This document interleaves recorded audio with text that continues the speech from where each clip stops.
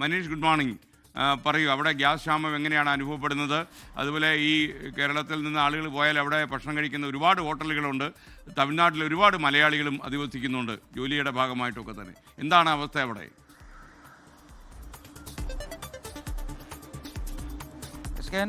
ചെന്നൈ എന്ന് പറയുന്നത് ഈ നഗരത്തെ പ്രധാനമായി അല്ലെങ്കിൽ ഭൂരിഭാഗം ആളുകളും ഹോട്ടലുകളെയൊക്കെ ആശ്രയിച്ച് ജീവിക്കുന്ന ആളുകളാണ്. കാരണം ഇവിടെ ജോലിക്ക് വന്ന ആളുകൾ, അതുപോലെ ഇവിടെ പല വിധ പരിപാടികൾക്കൊക്കെ ആയി വന്ന ആളുകൾ, ചെന്നൈയിൽ വന്നു പോകുന്ന ആളുകൾ, ഇവരൊക്കെ ആശ്രയിക്കുന്നത് ഹോട്ടലുകളെയാണ്. വലിയ പ്രതിസന്ധി തന്നെയാണ്. പക്ഷേ വലിയ ഹോട്ടലുകളെ കാര്യമായി ഇപ്പോഴും ബാധിച്ചിട്ടില്ല എന്നുള്ളതാണ്.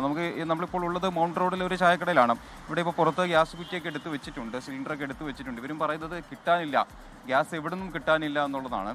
ഇതിപ്പോൾ ചെറിയ എണ്ണക്കടികളൊക്കെ ഉണ്ടാക്കുന്നുണ്ട്. പക്ഷേ ഇന്ന് ഓടിക്കാനുള്ള ഗ്യാസ് കൂടിയാണ് ഇവരുടെ കൈവശമുള്ളത്. ആ ഒരു ഘട്ടത്തിലേക്ക് കൂടി കാര്യങ്ങൾ എത്തുന്നത്. ഇപ്പോൾ നമ്മൾ ഈ മൗണ്ട് റോഡിൽ നമ്മൾ വരുന്ന വഴിക്ക് ഒരു 2-3 മലയാളി കടകളുണ്ട്, മലയാളി ചായകൾ, ചെറിയ കടകളുണ്ട്. പക്ഷേ ആ കടകളൊന്നും തന്നെ ഇന്ന് പ്രവർത്തിക്കുന്നില്ല എന്നുള്ളതാണ് ഏറ്റവും പ്രധാനപ്പെട്ട ഒരു കാര്യമെന്ന് പറയുന്നത്. നമുക്കെന്തായാലും ഇവിടെ ഈ കടയിലുള്ള ആളോട് ചോദിക്കാം. ஆனால் எப்படி இருக்கீங்க, என்ன நிலைமை இப்போ? இப்போதைக்கு கொஞ்சம் கேஸ் தட்டுப்பாடாக தான் இருக்குது. ஒரு நாள் விட்டு ஒரு சிலிண்டர் வரும், அவ்வளோதான். வருதா கேஸ் சிலிண்டர்? வருதா சிலிண்டர் வரும், ஒரு நாள் விட்டு ஒரு நாள் ஒரு கேஸ் ஒரு சிலிண்டர் தான் வரும். ஆனால் கடைக்கு 2 சிலிண்டர் தேவைப்படும்.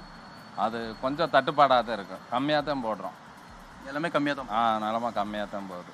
சரக்குலாம் கம்மியாக தான் போடுறோம். அந்த இது வடை இதுகள்லாம். ஆமாம், டீயும் நார்மலாக தான் போட்டுக்கிட்டு இருக்கோம், அவ்வளோதான். എസ്കെൻ 2-3 ദിവസം കൂടുമ്പോൾ ഒരു സിലിണ്ടർ വരും. സാധാരണ ഒരു ദിവസത്തേക്ക് 2 സിലിണ്ടറാണ് ഇവർക്ക് ആവശ്യം.